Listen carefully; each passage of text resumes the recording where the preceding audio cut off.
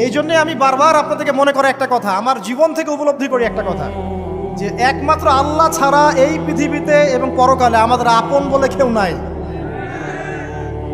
বাকি সবাই সবার স্বার্থের জন্য আছে।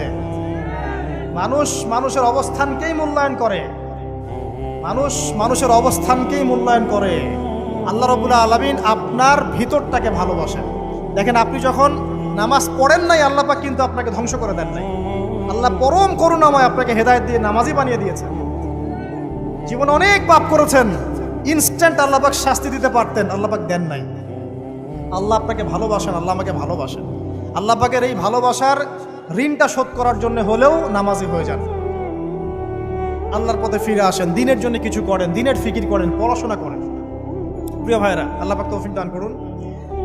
দেখুন, এই রিবা থেকে দূরে থাকার জন্য একটা হাদিস যথেষ্ট, যে 4 শ্রেণীর মানুষকে আল্লাহ রাসূল সাল্লাল্লাহু আলাইহি ওয়াসাল্লাম